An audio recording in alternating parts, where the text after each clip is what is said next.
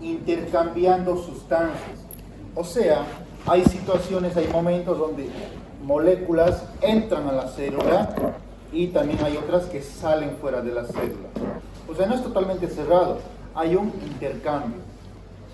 Esa es otra idea que deben quedárselas bien claras.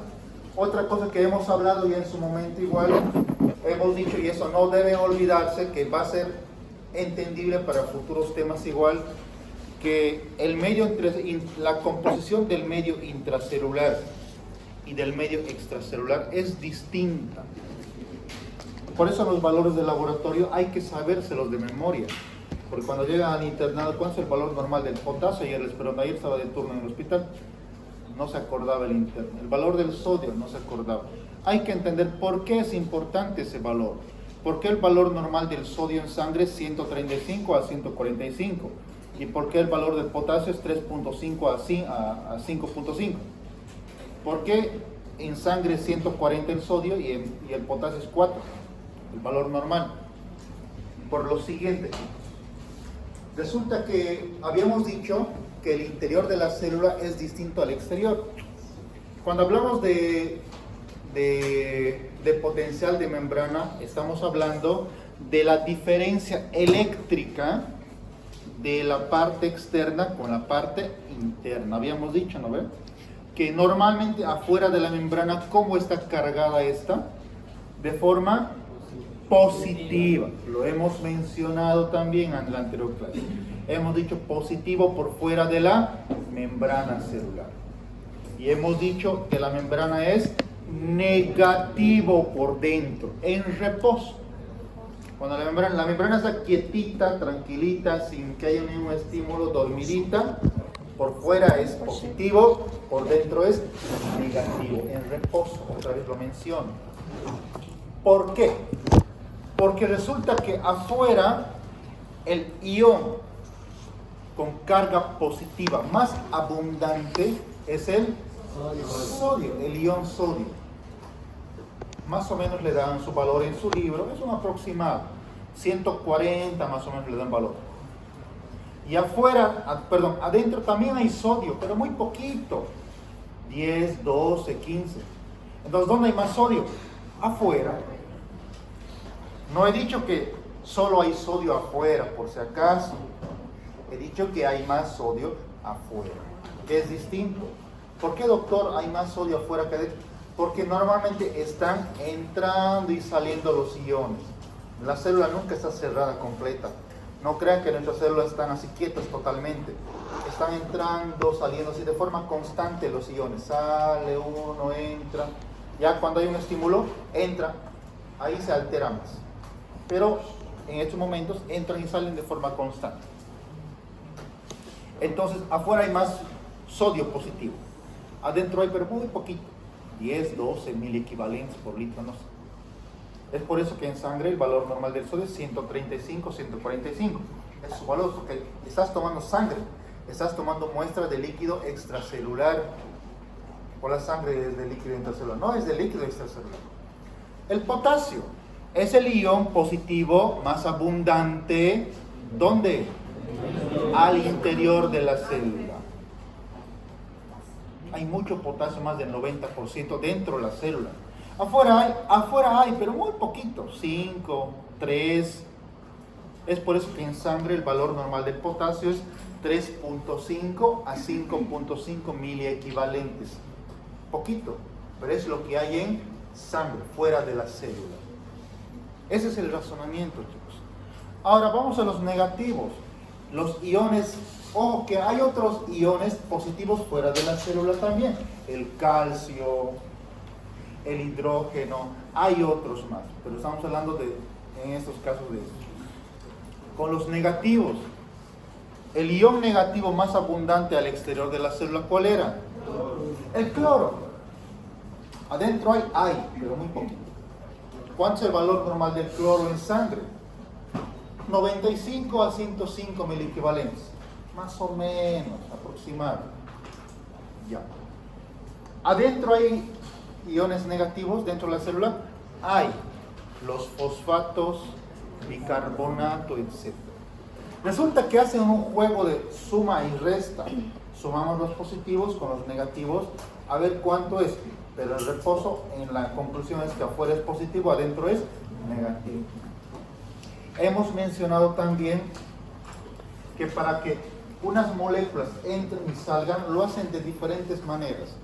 Por transporte pasivo y transporte activo. Nunca se olviden dos cosas, y estoy siendo enfático. Esta vez dibujando nos demoramos, ahorita vamos a dibujar lo que nos interesa. Entonces estamos recordando. ¿Cuál es la diferencia entre un transporte pasivo y el activo? Pasivo, le suena a algo tranquilo, ¿no ven? Activo, pues ya cuando está más activado, está más despierto, digamos. En el transporte pasivo, las moléculas pasan de un lado al otro, digamos que es una membrana, ¿ya? Las moléculas pasan de un lado al otro sin utilizar energía, sin ATP, sin gasto energético, ¿me están entendiendo? ¿Cómo se mueven entonces, doctor, de un lado al otro si no utilizan energía? Fácil, lo hacen a favor del gradiente de concentración. ¿Qué significa eso? Resumido, se mueven de un lugar donde hay más a otro lado donde hay menos. Eso significa a favor del gradiente, a favor de la concentración del lugar, ya sea de afuera adentro o de adentro afuera, no importa, se mueven a favor de donde hay mayor cantidad al otro lado donde hay menor cantidad. Si en esta aula hay 100 estudiantes, afuera hay 5, yo les digo a los 5, entren, y a ustedes les digo, salgan. La pregunta es, ¿quiénes se mueven a dónde? Más fácilmente. Ustedes se mueven más, ¿por qué? Porque son más. Estoy seguro que si hacen una avalancha, hay gente que, como son tantos, ni siquiera caminaría así, se dejaría mover. ¿Lo ven? Sin gasto de energía, a favor de la concentración. Entonces son dos características muy importantes. Estoy resumiendo, si ustedes leen todo el texto, toda esa hoja del gaito, lo estoy resumiendo en 3 líneas, 4 líneas, que dicen lo mismo, solamente que con más palabras. Entonces, en el transporte pasivo, uno es el movimiento de las sustancias es sin energía, sin ATP, sin gasto energético. 2, las moléculas se mueven a favor del gradiente de concentración, de más a menos. En el transporte activo es lo contrario. Las moléculas, para poder moverse de un lado al otro, utilizan energía, gastan ATP, hidrolizan el ATP, lo que quieran, pero utilizan energía. El ATP y GTP utilizan energía. Segundo, las moléculas se mueven en contra del gradiente de concentración. O sea, al revés. ¿Qué significa en contra? Que se mueven del lugar donde hay menos cantidad al otro lado donde hay mayor cantidad. O sea, les pregunto, si el potasio tendría que moverse por transporte activo, analicen lo que les pregunto. Si el potasio tendría que moverse por transporte activo, la pregunta es, ¿hacia dónde se mueve? ¿Hacia afuera o hacia adentro? ¿Hacia? Otra vez, si el potasio tendría que moverse por transporte activo, ya les he dicho dónde hay qué cosa, ¿no? Por transporte activo, la pregunta es, ¿hacia dónde se mueve el potasio? ¿Hacia afuera de la célula o hacia adentro de la célula? Hacia adentro. ¿Por qué, doctor? Porque es activo el transporte, se mueve hacia donde hay mayor cantidad. Y hay un transporte que se llama transporte activo. La bomba sodio potasio ATP hace ese tipo de transporte. Saca 3 sodios, mete 2 potasios. Si el sodio tendría que moverse por transporte activo, ¿hacia dónde se mueve? ¿Hacia afuera o hacia adentro? Hacia afuera. En contra del gradiente. Obviamente, para que el sodio salga, tiene que utilizar energía. Si no, no es transporte activo. ¿Están entendiendo? Bien. A ver, entre los tipos de transporte que estamos mencionando, habían transportes pasivos, que están bonitos dibujados en sus libros, y transportes activos. Obviamente el transporte pasivo no requiere ATP, ¿no ven? No requiere energía. Y el transporte activo pues requiere energía. De ATP, del GTP. Cuando el ATP se hidroliza, o sea, se rompe, esto es un apartito ya para que puedan entender, no tiene nada que ver con la membrana, pero sí para que puedan entender. El ATP cuando se hidroliza, son palabritas que tenía que ir acostumbrándose y ir buscando en sus diccionarios de medicina qué significa hidrólisis, etc. Se rompe en ADP y fosfato. Aquí está la energía. Cuando se rompe estos dos, ¡pum!, rompemos como un huevo, rompemos el cascarón. Entonces cuando rompemos el ATP, este enlace tioéster es un enlace químico, libera como una explosión, ¡pum!, energía. Ahí está la energía, en el enlace. ¿Y qué nos queda? ADP y fosfato. Esa es una batería descargada sin energía. ¿Dónde está la energía? En el enlace. Solamente eso. Para volver a formar ATP, ¿qué tengo que hacer? Unirlos a los dos, ¿no ven? Y formar ATP. Esto nunca se pierde. Rompo uno, así es. Rompo para liberar energía, los vuelvo a unir para formar energía también. ¿Ya? Bueno, entonces, en el transporte pasivo hay varias formas.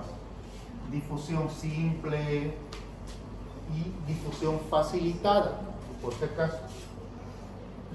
En la difusión simple, el transporte puede ser, vamos a hacer aquí varios pasos todavía. Cuando una molécula, esta es una molécula X, puede ser oxígeno, CO2, esteroide, alcohol, tiene muchos ejemplos en su libro. Una molécula pasa libremente por la membrana plasmática. Una molécula chiquitita, apolar, hidrófobo, como quieras. Es una difusión simple. Puede ser también, esa molécula puede entrar por otros sitios, a través de unos canales, así. O poros también puede entrar, así. Puede entrar igual por esos canales.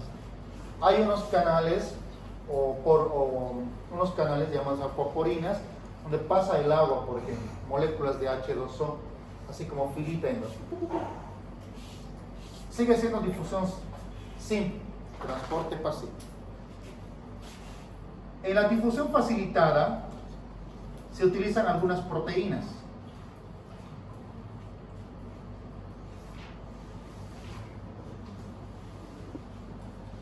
Más o menos así. Difusión facilitada. Moléculas como la glucosa, por ejemplo, y muchos otros más, utilizan ese transporte. En su libro está bien dibujadito. Utiliza ese transporte, utilizan proteínas transportadoras. ¿No ves? Proteínas transportadoras. Pero ¿cuál es la diferencia? Son moléculas un poquito más grandes. Por ejemplo, la glucosa es una molécula más grande. Utiliza esta para poder moverse al otro lado. ¿Cuál es la diferencia de una difusión simple y difusión facilitada? Como el nombre le dice, facilitada. Le facilita a esta molécula poder ingresar al otro lado, entrar o salir, para poder moverse al otro lado. ¿Qué le pasa a esa proteína en la difusión facilitada? Le provoca cambios conformacionales. Imagínense que esta es la proteína. Aquí viene una glucosa, digamos que es la glucosa, quiere entrar. Se une la glucosa, así. Esta proteína cambia su forma, así. Si estaba así, se va a volver así. Produce cambios conformacionales. Le cambia la forma, se deforma la proteína. Le recibe aquí y lo mete. Entonces, ¿qué le pasa a la proteína? Cambia su forma, se modifica. ¿Están entendiendo? Una cosa, una diferencia, otra diferencia. Estas dos moléculas pasan al otro lado sin energía. Perfecto. Les pregunto, ¿en cuál de las dos, en la facilitada o en la simple, el aumento de la cantidad de moléculas, aquí tengo 2, 3, 4, una glucosa, 2, 3, el aumento de la cantidad de moléculas, el aumento de la concentración, altera la velocidad del transporte?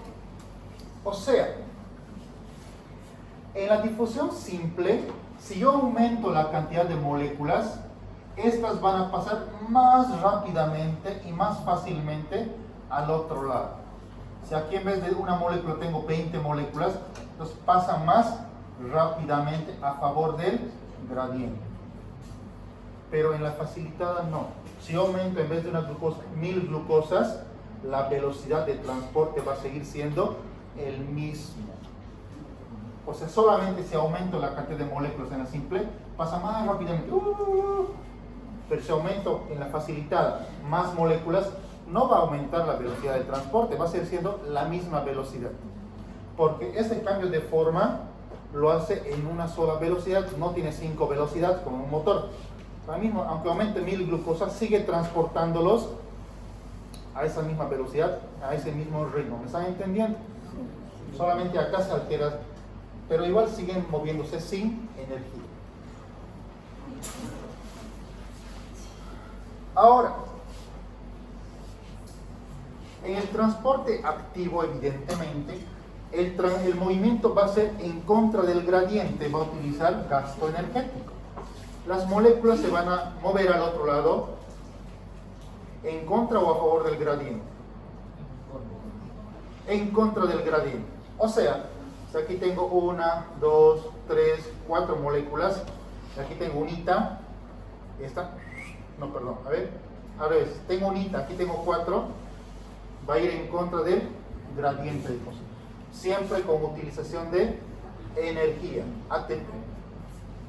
Una proteína que está casi en todos los tejidos, una proteína se llama bomba sodio-potasio ATPasa. Bomba sodio-potasio ATPasa. ¿Qué significa esto? ¿Por qué es una bomba? Es una proteína. ¿Qué hacen las bombas?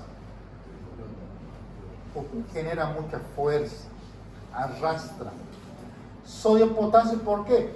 Porque ¿qué cosa mueve? El sodio y el potasio. ¿Lo ven? Sodio y el potasio. En este caso el potasio va a entrar, ojo, ¿y quién va a salir? El sodio. Siempre, chicos, siempre. El sodio sale. Si les pregunto por qué, porque es transporte activo, ¿no ven? El sodio, ¿dónde hay mayor concentración? Al exterior. Por tanto, tengo que mover en contra del gradiente, de menos a más, ¿no ven? De menos a más. Y el potasio, ¿dónde tengo mayor concentración? Al interior. Por tanto, tengo que mover hacia adentro, con uso de energía. Es transportativo, donde salen sodios y entran potasios.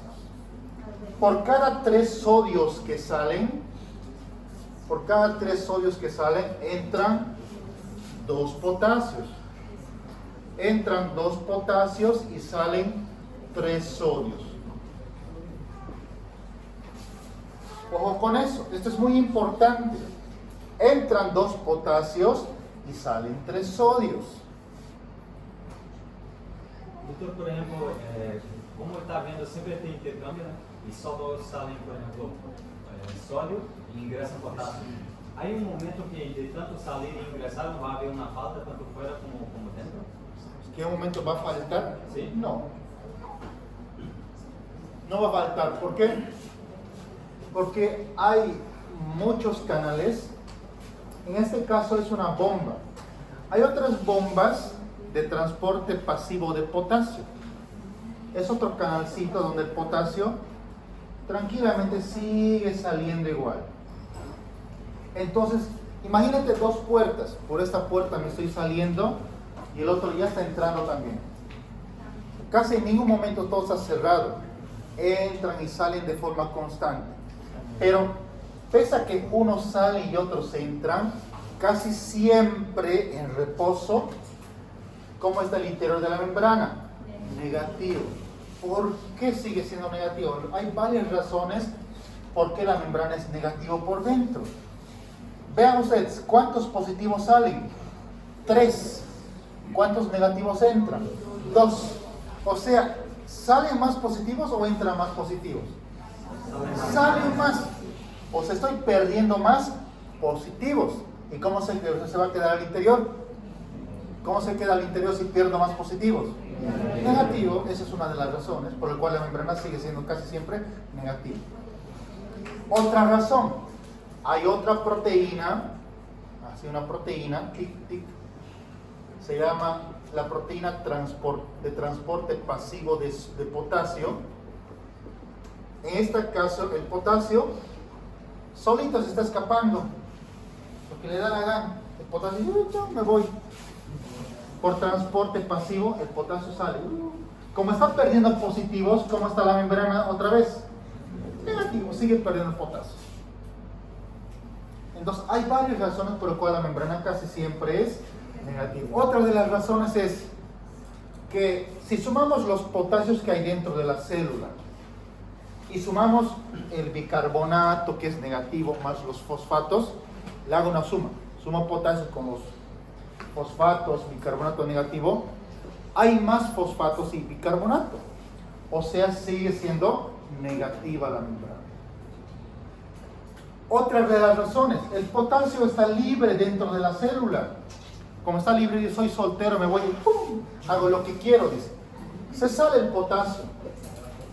Mientras los otros que están casados, porque no pueden hacer nada, los fosfatos, el bicarbonato, pues ya está casado, se quedan dentro de la membrana. Estos no escapan afuera. Por tanto, ¿cómo se sigue manteniendo la membrana por dentro? Negativo. Pues, hay varias razones por las cuales la membrana sigue siendo negativa por dentro. ¿Un valor negativo de cuánto? Les dije menos 70, el otro día era menos 90, perdón. Menos 90 milivoltios. Es el valor de la membrana por dentro. ¿Hasta acá alguna pregunta?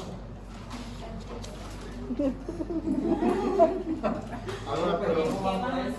Que usted en la última clase estaba explicando que cuando entraba una, salía otra, y ahí começou el tiempo, está entrando 2 y saliendo 3. Ella es así. Y usted dijo también que era menos 70 y Les dije la vez pasada, si entra uno, sale otro. Pero les dije en el sentido de que si entra positivo, tiene que salir positivo. Si entra negativo, tiene que salir negativo. Entonces puede acontecer de entrar 5 y salir 1. No hay muchos casos donde entre 5 y sale una. ¿Ya? En este caso la bomba es así porque tienen que mantener adentro negativo. Imagínense si saldrían 3 sodios y entran 3 potasios. No ayudaría en nada. Pues prefiero dejarlo al sodio adentro, ¿no? Entonces tiene que haber una diferencia. Hay que mantener una diferencia eléctrica afuera y adentro, ya que generalmente el negativo es arrastrado por él. Como polos opuestos se atraen, más o menos así. Y si los negativos entran, los positivos por detrás de ellos van. ¿Alguna otra pregunta? Doctor, el anterior usted dijo que el sodio era el que entraba y el potasio salía. Eso ocurre cuando hay un potencial de acción. Ahorita vamos a hablar de eso. Estoy hablando en reposo, normalmente les digo, ¿ya?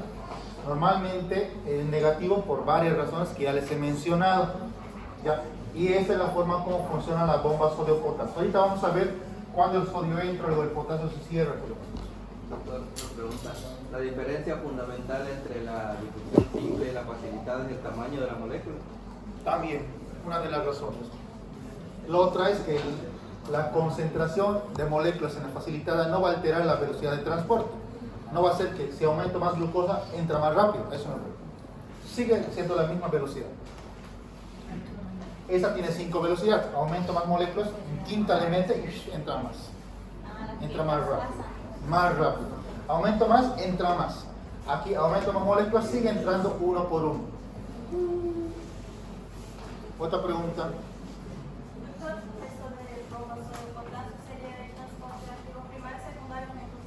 El transporte activo primario. En el secundario generalmente es un transporte, así funcionan los cotransportes y los contratransportes generalmente. Incluso en la facilidad puede ser un transporte activo secundario, pero es más que todo en el primario. En el primario utilizan directamente, ¿qué cosa? Energía. Repito, hay dos tipos de transporte activo, primario y secundario. En el primario, yo para poder trabajar necesito ATP. ¿Y qué es un secundario? Pues un residuo o de la energía que utilizaron ellos para poder moverse, pues la proteína se quedó cargada y permite el movimiento de las moléculas. Nada más. Ya, entonces, dicho de esa manera, ¿qué ocurre cuando hay un estímulo?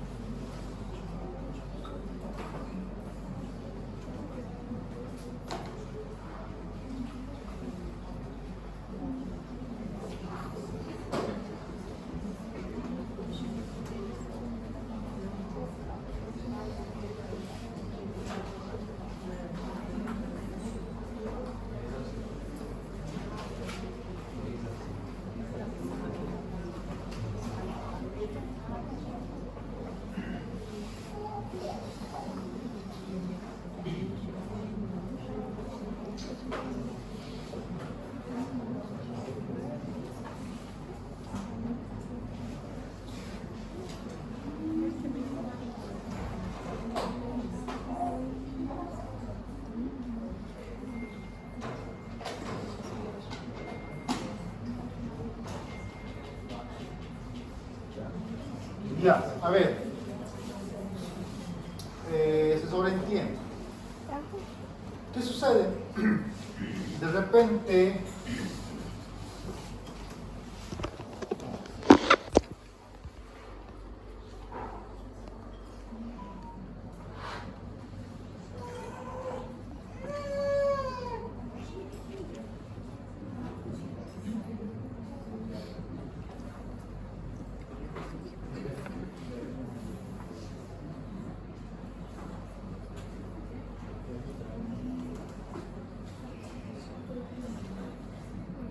bien, estamos en reposo.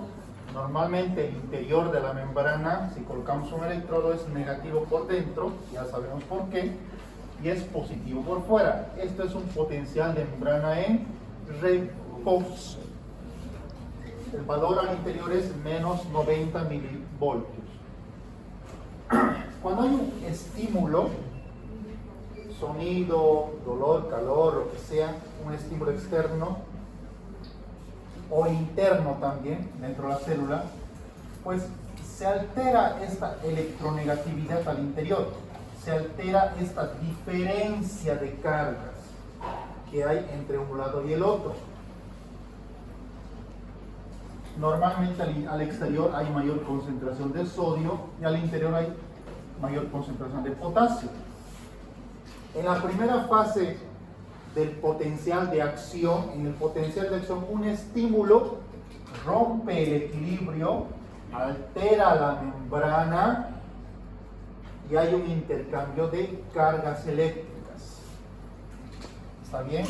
Se abre la primera proteína, se abren las primeras proteínas de sodio. Por tanto, entra positivo sodio primero. Primero ingresa el sodio, sodio. ¿Cómo se va volviendo al interior de la membrana? Positivo, porque están entrando positivos. Si esto era en potencial de membrana en reposo, aquí estaba el valor. como están entrando sodios, pues la curva se va elevando hacia los positivos. Hay un principio, se llama principio de todo o nada, o ley de todo o nada. Da igual. ¿Qué significa la ley o principio de todo o nada? Que cuando el estímulo es lo suficientemente fuerte, todas las demás proteínas o los demás canales están obligados a abrirse, a despolarizarse. ¿Qué significa despolarización? Que las proteínas se abren y el interior de la membrana se va volviendo positiva.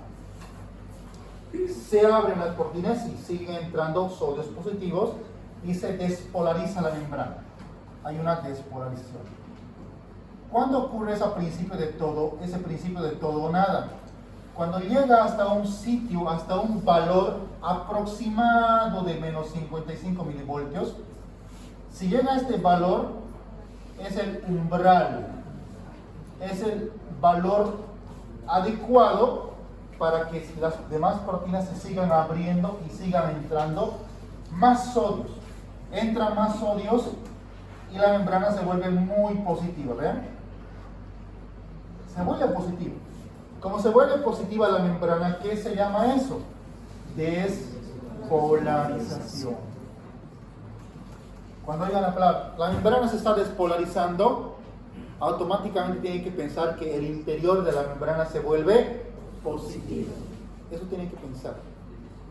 La despolarización de la membrana, automáticamente la membrana por dentro se va volviendo positiva. Tiene que ser automático. Cuando una membrana se despolariza, adentro se vuelve positivo. Sigo repitiendo lo mismo. ¿Por qué se vuelve positivo? Porque se abren los canales de sodio. Y es el sodio positivo que está entrando, por eso se vuelve positivo. Ya. Cuando el valor no llega hasta menos 55 más o menos, no llega, es un estímulo muy débil. Quiere llegar a... no es muy fuerte el estímulo. No ocurre este principio, nada. O sea, no se abren el resto de las proteínas, se cierran y acaba ahí el potencial. O sea, no se produce la despolarización cuando es muy débil el estímulo. Pero bueno, llegamos hasta más o menos 35, tampoco vamos, a veces se vuelve muy positivo, pero a veces no. Cuando llega este valor de más 35, ¿qué ocurre? ¿Por qué está bajando la curva? Como ya el interior de la membrana se fue volviendo muy positivo,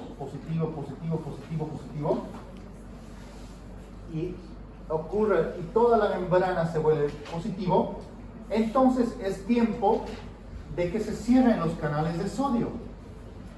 El sodio estaba entrando, sodio. Dice, bueno, cerrémoslo el canal. Se cierra el canal. En la segunda etapa, los sodios dejan de entrar. Ahora, para poder volver a recuperar la negatividad al interior, ¿quién tiene que salir? Potasio. Están saliendo los potasios. ¿Por qué? Hemos cerrado los canales de sodio. Ahora vamos a abrir los canales de potasio. Salen positivos y ¿cómo se está volviendo la membrana por dentro? Negativo, porque están escapando positivos. Y el retorno a la negatividad, o sea, cuando la membrana vuelve a ser negativo por dentro, ¿cómo se llama eso? Repolarización. Repolarización. Cuando escuchan la palabra, la membrana se está repolarizando, el interior otra vez vuelve a ser negativo. La membrana se ha repolarizado, otra vez volvió a ser negativo. Esa palabra de repolarización significa que vuelve a ser negativo por dentro de la membrana. ¿Cómo? Se cerraron los canales de sodio, se abrieron los potasios.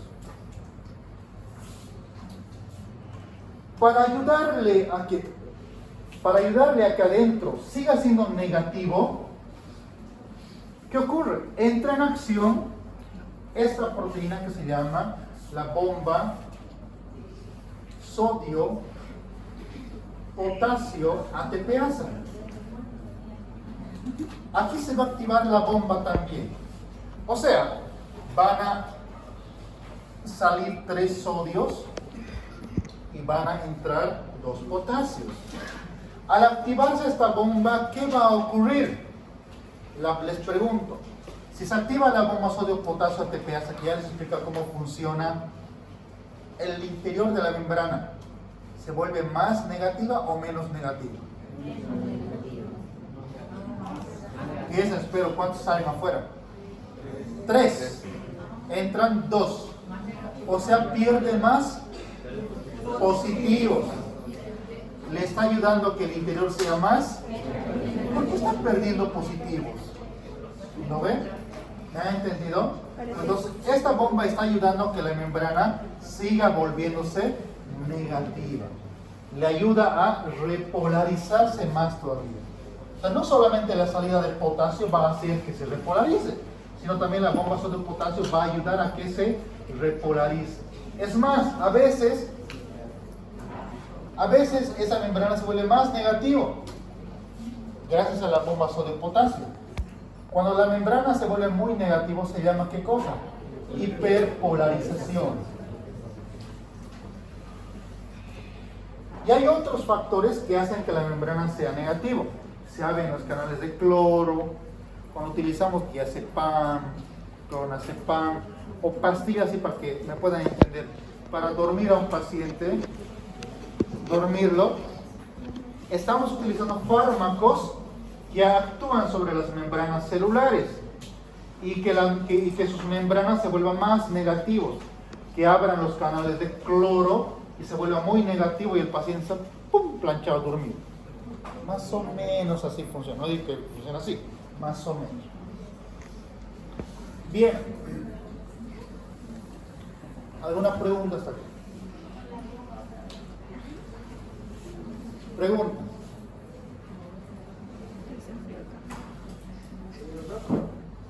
Así como existe una hiperpolarización, ¿podría existir también una hiperdespolarización? Todo es posible en el cuerpo humano. Sí.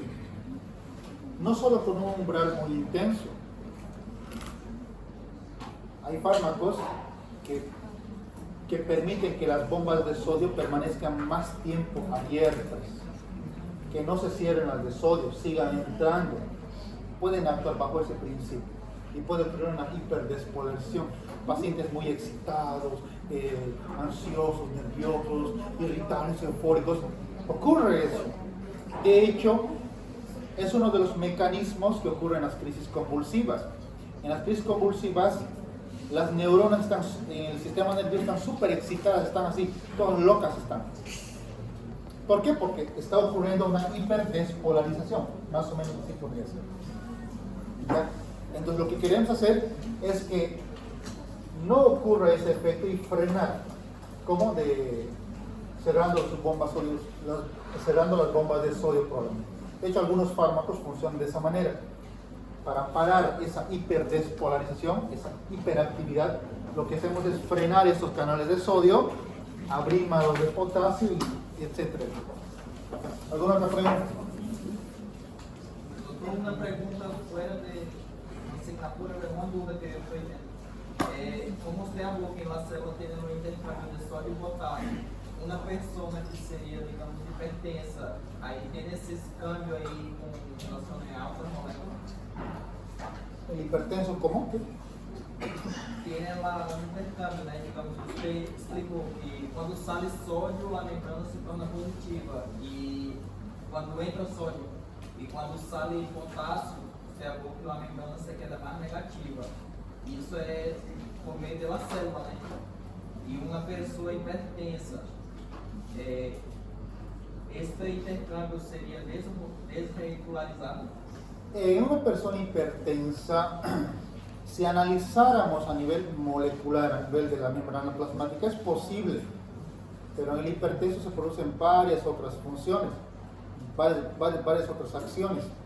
Hay sistemas hormonales, neurohormonales que participan y que elevan una presión arterial. depende del gasto cardíaco, depende de la resistencia periférica total, dependen de varias cosas. Hay una enzima, hay varias enzimas que participan en que ocurre este fenómeno. La enzima convertidora de angiotensina, por ejemplo, se hiperactiva y produce mayor resistencia de los vasos, altera una de las leyes de Postbill, que vamos a ver en las siguientes clases, y eleva la presión arterial. Más o menos, no tiene mucho que ver, pero es otro fenómeno que ocurre. ¿Alguna otra pregunta? Bien. Doctor, una pregunta. Ya se enfriamos. ¿Qué estímulo puede ser potencialmente fuerte para provocar estos cambios? Para que llegue al umbral, Sí. cualquier cosa, cualquier estímulo, dolor, calor, sonido. No es lo mismo que te digan, un estímulo muy bajo, ¿no? Oye, despiertas, a ver, ahí están despertando. A todos les ha llegado el umbral, ¿no ven? Y ese es ustedes, pero el sonido que ya les he dicho, el sonido que los envió, le llega a sus oídos, llega aquí en forma de ondas, pum, pum, toca el tímpano, pum, pum, se activa por los martillos y un estribo, llega a los canales semicirculares, al líquido, a la perilinfa, linfa, todo eso, y ocurre esto a nivel de los cilios, del epitelio de los cilios, del oído interno, ocurre todo esto. Por eso se han activado. No hay otro principio más. Todo es en base a despolarización, repolarización, todo. Hasta el mismo funcionamiento del corazón. Bum, bum, bum, bum. Depende de eso. A nivel de las células miocárdicas. Ahora, a nivel de las células miocárdicas, ocurre algo interesante. Esto, lo voy a borrar. Hay un periodo que se llama periodo de meseta, así. Lo mismo, pero escrito, que parece ser algo planito, se llama meseta. En esta meseta hay un tiempo en el que no ocurre la repolarización todavía. Se mantiene más tiempo, se mantiene más abiertos los canales, ¿ya? Es un periodo que transcurre antes de repolarizarse. En el de las células miocárdicas hay un periodo que se llama periodo refractario. Refractario relativo y periodo refractario absoluto. ¿Por qué en las miocárdicas, en las del corazón? ¿Qué ocurre en el periodo refractario? ¿Qué significa? En este periodo la membrana no puede volver a despolarizarse aunque exista un estímulo muy fuerte. Repito, la membrana se está despolarizando, se está volviendo loca, y después otra vez se está repolarizando. Y aunque el estímulo le diga boom, boom, le siga alterando a la membrana, no se puede despolarizar otra vez. Ese es el periodo refractario. La membrana no puede despolarizarse aunque aumentemos la intensidad del estímulo. Si no, imagínense el corazón, estaría así todo el tiempo. No, pero el corazón tiene que tener tiempos. Loop, loop. Debe tener tiempo para ¿qué? Para contraerse y estar relajado para llenarse de sangre. Contraerse y relajarse. Porque si no existiera este periodo refractario, el corazón todo el tiempo estuviera así contraído y no hubiera sístole, diástole. Entonces, hay que esperar hasta que la membrana se repolarice con calma. Y aunque existe estímulo, no vuelve a despolarizarse. Es un periodo refractario, un periodo de descanso. Aunque les vuelva a hacer así, no se van a activar más. Todos van a estar despiertos. Voy a golpear más la mesa, nada se va a levantar más, van a seguir igual. Es un periodo refractario. No se despolariza más la membrana, aunque existe un estímulo más fuerte. ¿Hasta cuándo? Hasta que pase su repolarización y otra vez